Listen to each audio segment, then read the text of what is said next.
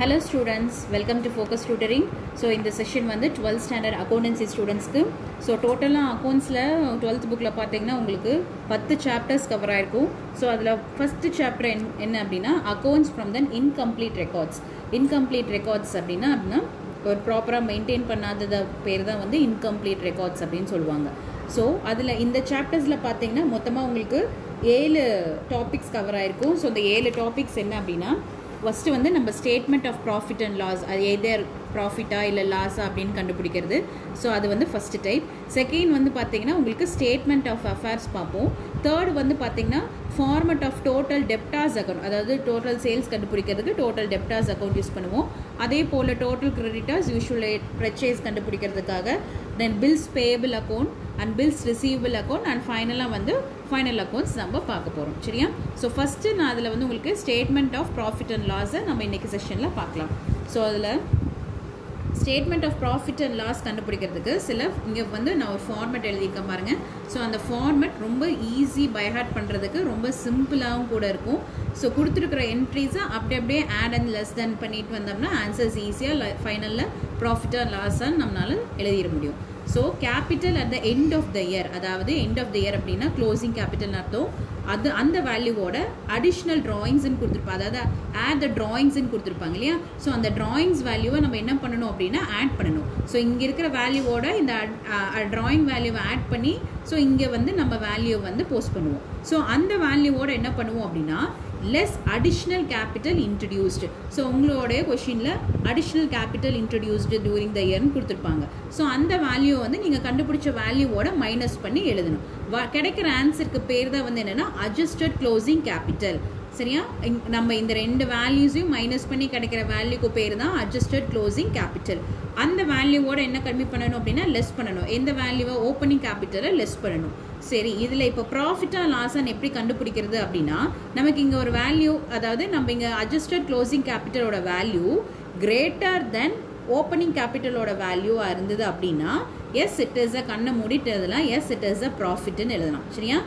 either இதுக்கு reverse ஃபங்க்ஷனா அதாவது இந்த நம்பர் சின்னதா இந்த நம்பர் அதாவது adjusting closing capital வந்து சின்ன நம்பராவும் opening capital amount வந்து லார்ஜராவும் இருந்தது அப்படினா yes the organization is running in the loss state. ஓகேவா?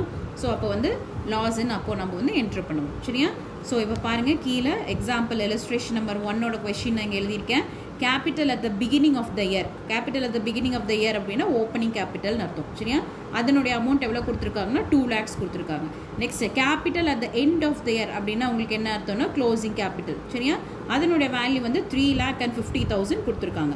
additional capital introduced எவ்வளவு கொடுத்திருக்காங்க 70,000 கொடுத்திருக்காங்க. அது கூட கூடுதலா additional the drawings during the year எவ்வளவு கொடுத்திருக்காங்கன்னா 40,000 கொடுத்திருக்காங்க. இந்த நாலு வகையான particulars வெச்சு தான் நம்ம இப்போ வந்து statement of profit and loss find out பண்ண போறோம். சோ அதை எப்படி find out பண்றதுன்னு காமிக்கிறேன் பாருங்க. சோ இங்க நான் எழுதி ஏற்கனவே நான் உங்களுக்கு வந்து அந்த ஃபார்மட் படி எழுதி வச்சிருக்கேன். ஜஸ்ட் இந்த ஃபார்மட் மட்டும் தான் எழுதி இருக்கேன். நம்பர்ஸ் நான் வந்து சப்ஸ்டிட்யூட் பண்ணல. So the statement of profit and loss of the year ended 31st March. இந்த ஹெட்டிங்ஸ் வந்து ரொம்ப முக்கியம். ஸோ அப்போதான் அது எந்த ஃபார்மேட்டோடது அப்படிங்கிறத நம்மளால ஈஸியாக ஜட்ஜ் பண்ண முடியும். ஸோ அந்த கொஸ்டின் அந்த ஃபார்மேட்டு மேலே நம்ம அந்த கொஸ்டின்ஸை எந்த இயர் அப்படிங்கிறத கண்டிப்பாக மென்ஷன் பண்ணணும். So particulars and amount. So first நம்ம ஃபார்மேட் படி என்னது க்ளோசிங் கேபிட்டல். ஸோ க்ளோசிங் கேபிட்டலோட அமௌண்ட் எவ்வளோ கொடுத்துருக்காங்க அப்படின்னா so closing capital at the end of the year amount வந்து 3,50,000 அவங்க கொஸ்டினில் கொடுத்துருக்காங்க. சரியா? ஸோ அதை என்ன பண்ணணும் அப்படின்னா add the drawings during the year. So இப்போ என்ன பண்ண போகிறோம் அப்படின்னா drawing வேல்யூவை நம்ம என்ன பண்ண போகிறோம்னா ஆட் பண்ணணும். ஸோ drawings எவ்வளோ கொடுத்துருக்காங்க அப்படின்னா கொஸ்டினில் 40,000 கொடுத்துருக்காங்க. சரியா? ஸோ அப்போ இந்த வேல்யூவோட நம்ம என்ன பண்ணணும் அப்படின்னா க்ளோசிங் கேபிட்டலோட ஆட் ட்ராயிங்ஸை ஆட் பண்ண போகிறோம். ஸோ நீங்கள் ஆட் பண்ணிங்கன்னா உங்களுக்கு இங்கே என்ன கிடைக்கும் அப்படின்னா 3,90,000 கிடைக்கும். சரியாமா? ஸோ இப்போது இந்த வேல்யூவோட நம்ம ஃபார்மேட் படி என்ன லெஸ் பண்ணணும் அடிஷ்னல் கேபிட்டல் இன்ட்ரடியூஸ்டுன்னு ஒன்று கொடுத்துருப்பாங்க. உங்களோட கொஸ்டினில் பார்த்தீங்கன்னா அடிஷ்னல் கேபிட்டல் இன்ட்ரடியூஸ்டு வந்து எவ்வளோ கொடுத்துருக்காங்க அப்படின்னா 70,000 கொடுத்துருக்காங்க. அதை நான் இங்கே என்ட்ரியில் எழுதியிருக்கேன். சரியா? ஸோ இப்போ என்ன பண்ணணும் அப்படின்னா 3,90,000லேருந்து நம்ம 70,000 என்ன பண்ணணும் மைனஸ் பண்ணணும். ஸோ மைனஸ் பண்ணிங்கன்னா உங்களுக்கு என்ன ஆன்சர் வரும் 3,20,000ங்கிற ஆன்சர் வரும். அதுதான் உங்களோட அட்ஜஸ்டிங் க்ளோசிங் கேபிட்டலோட ஆன்சர். சரியாமா? ஸோ இப்போ என்ன பண்ணணும் அப்படின்னா எந்த வேல்யூ இப்போ அட்ஜஸ்டட் க்ளோசிங் கேபிட்டலோட வேல்யூவோட ஓப்பனிங் கேபிட்டலோட அமௌண்ட்டை வந்து என்ன பண்ணணும், லெஸ் பண்ணணும். சரியா? ஸோ இப்போ ஓப்பனிங் கேபிட்டல் உங்களுக்கு கொஷினில் எவ்வளோ கொடுத்துருக்காங்க அப்படின்னா 2 lakhsன்னு கொடுத்துருக்காங்க கொஷினில். சரியா? ஸோ அப்போது ஓப்பனிங் கேபிட்டலோட அமௌண்ட் வந்து 2 lakhsன்னு எழுதுனதுக்கப்புறம் இந்த வேல்யூலேருந்து இந்த வேல்யூ நம்ம என்ன பண்ணோம் பாருங்கள், இங்கே வந்து ஹையராக இருக்குது, இங்கே வந்து லெஸராக இருக்குது இல்லையா? இந்த நம்பர் வந்து கிரேட்டர் 3,20,000 இருக்குது, இங்கே வந்து 2 lakhs இருக்குது. சரியா? நம்ம என்ன பண்ணுறோம் அப்படின்னா இந்த வேல்யூலேருந்து இந்த வேல்யூ மைனஸ் பண்ணிவிட்டு இங்கே கண்டிப்பாக நமக்கு ப்ராஃபிட் அப்படின்னு எழுதுகிறோம். சரியா? அதாவது இங்கே பாருங்கள், இந்த நம்பரை விட இந்த நம்பர் கம்மியாக இருக்குது. அட்ஜஸ்டிங் க்ளோசிங் கேபிட்டல் வந்து அதிகமாக இருக்கணும், ஓப்பனிங் கேபிட்டல் வந்து கம்மியாக இருந்ததுன்னா அப்போது அந்த ஸ்டேட்மெண்ட் வந்து என்னது, உங்களுக்கு ப்ராஃபிட்டில் போயிட்டுருக்கு அப்படின்னு அர்த்தம். சரியாம்மா?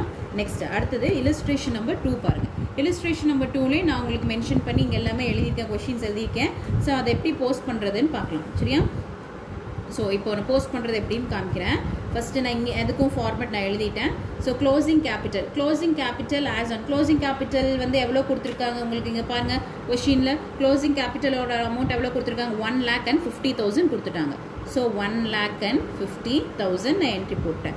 நெக்ஸ்ட்டு அதோட எதை ஆட் பண்ணணும், ட்ராயிங்ஸை ஆட் பண்ணணும். ஸோ அதுவும் உங்களுக்கு கொஷின்லேயே பாருங்கள் மென்ஷன் பண்ணியிருக்காங்க. Drawings made during the year எவ்வளோ கொடுத்துருக்காங்க, 30,000. ஸோ அந்த ட்ராயிங்ஸையும் நம்ம என்ன பண்ணணும், இந்த வேல்யூவோட ஆட் பண்ணணும். ஸோ நீங்கள் ஆட் பண்ணிங்கன்னா உங்களுக்கு எவ்வளோ கிடைக்கும், 1,80,000ங்கிற வேல்யூ கிடைக்கும். சரியா? நெக்ஸ்ட்டு இப்போ நம்ம என்ன பண்ணணும் அப்படின்னா இந்த இதனோட எந்த வேல்யூ நமக்கு கிடைக்கிற ஆன்சரோட லெஸ் அடிஷ்னல் கேபிட்டல் கொடுத்துருக்காங்க. லெஸ் அடிஷ்னல் கேபிட்டல் எவ்வளோ கொடுத்துருக்காங்க, 25,000 கொடுத்துருக்காங்க. ஸோ அடிஷ்னல் கேபிட்டல் 25,000, அந்த வேல்யூ என்ன பண்ணணும், மைனஸ் பண்ணணும். ஸோ மைனஸ் பண்ணிங்கன்னா உங்களுக்கு என்ன கிடைக்கும் அப்படின்னா 1,55,000 கிடைக்கும். அதுதான் வந்து இப்போது நீங்கள் கண்டுபிடிச்சிருக்கிற அட்ஜஸ்டட் க்ளோசிங் கேபிட்டலோட அமௌண்ட். சரியா? நெக்ஸ்ட்டு இந்த வேல்யூவோட அட்ஜஸ்டட் க்ளோசிங் கேபிட்டலோட எந்த வேல்யூ மைனஸ் பண்ணணும், ஓப்பனிங் கேபிட்டல். அதாவது இங்கே பாருங்கள், capital as on 1st April கொடுத்துருக்காங்க இல்லையா, அதுதான் ஓப்பனிங் கேபிட்டல். ஓப்பனிங் கேபிட்டலோட அமௌண்ட் இங்கே எவ்வளோ கொடுத்துருக்காங்க, 1,60,000 கொடுத்துருக்காங்க. ஸோ அப்போ இந்த 1,60,000 இங்கே வந்து என்ட்ரி போடணும். சரியா? ஸோ இதை பார்த்தீங்கன்னா உங்களுக்கு நல்லாவே டிஃப்ரென்ஸ் தெரியும். பார்த்தீங்கன்னா அட்ஜஸ்டட் க்ளோசிங் கேபிட்டலோட அமௌண்ட் வந்து என்னவா இருக்குது, கம்மியாக இருக்குது. ஓப்பனிங் கேபிட்டலோட அமௌண்ட் வந்து அதை விட கூடுதலாக ஜாஸ்தியாக இருக்குது இல்லையா, 5,000 கிரேட்டராக இருக்குது. ஸோ அப்போ வந்து என்னென்னா அப்போது வந்து நீங்கள் இங்கே லாஸ்ன்னு நீங்கள் கண்ணை மூடிட்டு எழுதிடலாம். அதாவது இந்த நம்பர் கிரேட்டராக இருந்து இந்த நம்பர் ஸ்மாலராக இருந்தது அப்படின்னா அது வந்து ப்ராஃபிட்னு அர்த்தம். அதுவே அட்ஜஸ்டட் க்ளோசிங் கேபிட்டல் அமௌண்ட் வந்து கம்மியாக இருந்து ஓப்பனிங் கேபிட்டலோட அமௌண்ட் ஜாஸ்தியாக இருந்ததுன்னா அதுக்கு பேர் வந்து லாஸ். சரியா? ஸோ எவ்வளோ லாஸ் ஆகிருக்கு அப்படின்னா 5,000 வந்து லாஸ் ஆகிருக்கு. சரியா? புரிஞ்சுதாம்மா? நெக்ஸ்ட் இப்போது அடுத்த எக்ஸாம்பிள் பார்க்க போகிறோம்.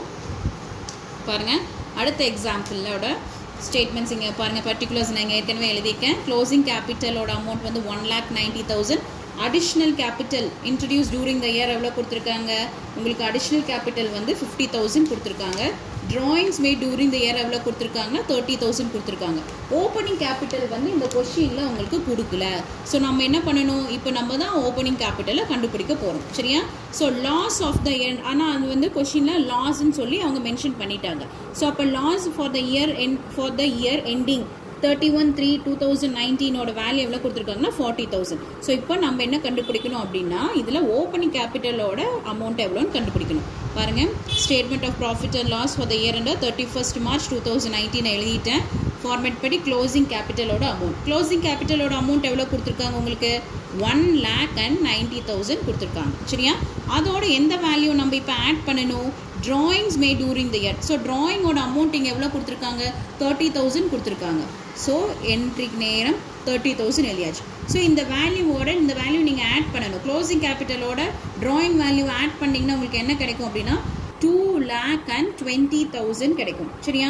இந்த வேல்யூவோட நம்ம இப்போ என்ன ஃபைண்ட் அவுட் பண்ண போகிறோம், அடிஷ்னல் கேபிட்டலோட amount. Additional capital introduce during the year எவ்வளோ கொடுத்துருக்காங்க, 50,000 கொடுத்துருக்காங்க. ஸோ அதை நான் இங்கே எழுதிக்கிறேன் 50,000. ஸோ இதோட இந்த நம்பரை லெஸ் பண்ணிங்கன்னா உங்களுக்கு என்ன கிடைக்கும் அப்படின்னா 1,70,000 கிடைக்கும். பட் ஆனால் இங்கே எழுதுறதுக்கு ஆனால் அமௌண்ட்டை கொடுக்கல, அதை நம்ம தான் ஃபைண்ட் அவுட் பண்ண போகிறோம்.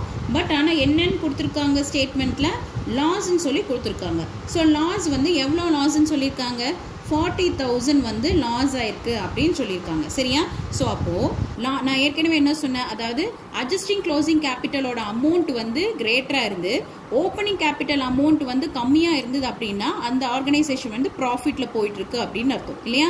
ஸோ இப்போ இதுவே ரிவர்ஸாக பாருங்கள், அட்ஜஸ்டட் க்ளோசிங் கேபிட்டலோட அமௌண்ட் வந்து கம்மியாக இருந்து ஓப்பனிங் கேபிட்டலோட அமௌண்ட் ஜாஸ்தியாக இருந்தால் தானே லாஸாக இருக்கும். ஸோ அப்போ ஆப்வியஸாக நம்ம என்ன பண்ணணும், இந்த 1,70,000ஓட இந்த 40,000 நம்ம ஆட் பண்ணணும் இல்லையா?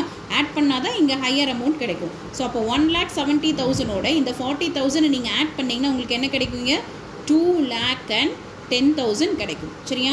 ஸோ இது நீங்கள் ரிவர்ஸாக மைனஸ் பண்ணி பார்க்கலாம். 2,10,000ஓட 1,70,000 நீங்கள் மைனஸ் பண்ணிங்கன்னா உங்களுக்கு ஆன்சர் வந்து 40,000 லாஸ் அவங்க கொடுத்துருக்க வேல்யூ கிடைக்கும்.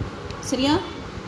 ஸோ அவ்வளோதான் ஸ்டூடெண்ட்ஸ். ஸோ இந்த illustration 3 உங்களுக்கு எப்படி லாஸ் ஃபைண்ட் அவுட் பண்ணுறதுன்னு கண்டுபிடிச்சாச்சு. சரியா? ஸோ ரிமைனிங் சம்ஸை வந்து அடுத்த வர வீடியோஸில் நான் எப்படி போகிறதுன்னு உங்களுக்கு சொல்லித்தரேன்.